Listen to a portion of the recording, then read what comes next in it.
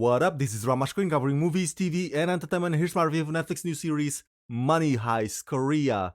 Joint Economic Era. Hey, before you watch my review, please subscribe to my channel, press that like button, ring that bell so you can get notified whenever I post new videos. And if you'd like to help support the channel, please do so at patreon.com/ramashcreen. That's patreon.com/ramashcreen. Let's rock this. First up, I would like to say thank you to Netflix Korea for granting me the screeners to the first 6 episodes of this new show. They've asked me to not spill spoilers, therefore this review is spoiler free. I repeat, there are no spoilers in this video review. Now, was I a fervent fan of the original Spanish series Money Heist? Did I watch it regularly back when it aired? Nah, not really. I watched maybe a few episodes of its first season, but then eventually I lost track, and the fact that it went on to 5 seasons total kinda surprises me. Now, I'm gonna be honest with you, when I heard that there was gonna be a South Korean remake of Money Heist, I was a bit disappointed, mainly because South Korea can do so much better than just rehashing other people's creations. But having seen these first 6 episodes, I gotta say, I really like this new version. Sure, they did kinda recreate some of the scenes from the original, but in a lot of ways, they also put their own spin or their own flavor to it. I mean, the whole thing with North Korea and South Korea uniting or unifying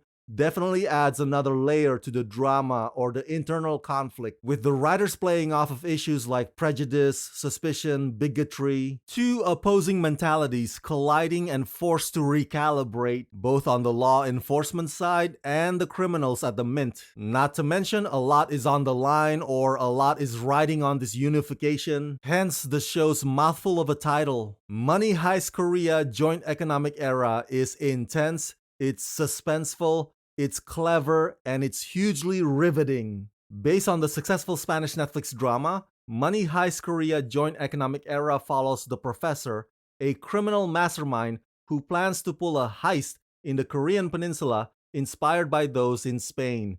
The operation involves strategists and desperados with different personalities and abilities who have to fight an extraordinary variable and engage in an unprecedented hostage play. I don't know about you, but the first thing I immediately noticed was, hey, that's the woman from the series Lost. That's right, the eternally beautiful Yoon Jin Kim, ladies and gentlemen. And she plays the hostage negotiator on this show. What can I say about her performance here other than Yoon Jin really just runs with it. Very convincing, very committed, incredibly fierce. Her character is both stubborn and vulnerable. She has her blind spots. And Yoon Jin effortlessly captures all those complexities and nuances. A lot of the other performances on this show are just as strong. And just like the original, they too have famous cities for their nicknames, and much of their relationship prospect also mirrors the original version. But you gotta have patience watching Money Heist Korea, because each episode runs about an hour plus long. So if you're already complaining about Stranger Things Season 4 feeling like a TV movie, then you might get easily frustrated by Money Heist Korea. Because it's not that this show drags things out, but it's because it has so many moving components in terms of the character development. I mean, its twists got twists on top of it. So it's a measured examination of how things don't always go according to plan. I really enjoy the show's production design, and even though the costumes are similar to the original, the masks in particular have a different art to them. But everything about this show screams out intricate, stylized, and immersive.